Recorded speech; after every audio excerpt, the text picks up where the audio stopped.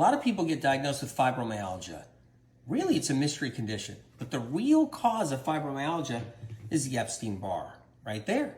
So how does this problem happen with fibromyalgia? Like, what is it? A lot of people have different symptoms. They'll have nerve pain, nerve sensitivities throughout the body. They'll have tingles and numbness. They'll have aches and pains that are unexplainable. They'll have a little bit of fatigue. They'll be sore. They'll have a sore shoulder. Some people have fibro where their shoulders are so bad that when they bang their shoulder on something, it's brutal and they're in pain.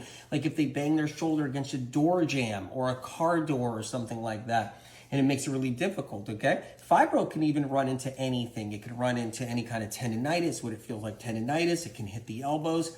It can hit all through the body, the shoulders. A lot of people that deal with fibromyalgia have all kinds of assorted symptoms. And the doctor may be like, well, it's fibromyalgia, and then it runs into other symptoms too. Neck pain, back pain, right? Leg pain, knee pain. And they end up with that diagnosis. And even their hands hurt too, and their feet hurt, okay? A lot of people with fibromyalgia, they'll get a diagnosis of other things with fibromyalgia too. Trigeminal neuralgia, they might get.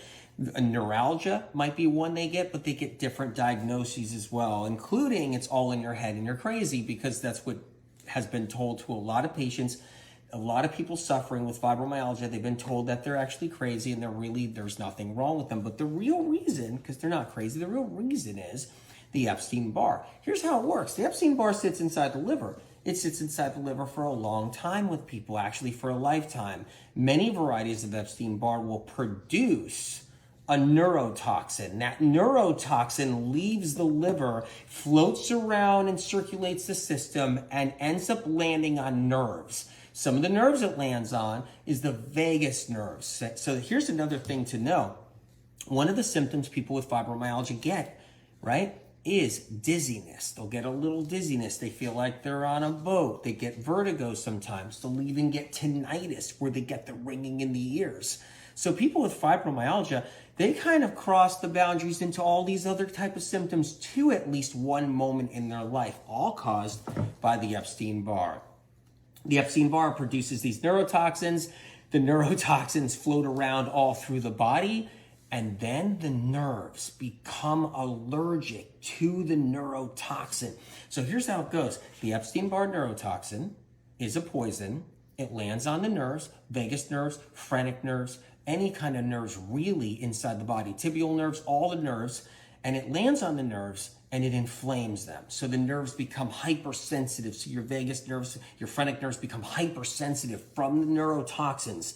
The virus loves to feed on foods. So people with fibromyalgia, they may not know it all, right? Unless they know info. If they're feeding on eggs and they're feeding on lots of butter and they're feeding on gluten, they're feeding on lots of butter there. If they're having cake, having some birthday cake or just cake overall, whatever it is, and they're getting all that gluten, dairy products, and everything else, they're feeding the Epstein-Barr. And so the Epstein-Barr gets more food. And the more food the Epstein-Barr gets, the more neurotoxins get produced and the more fibromyalgia someone deals with.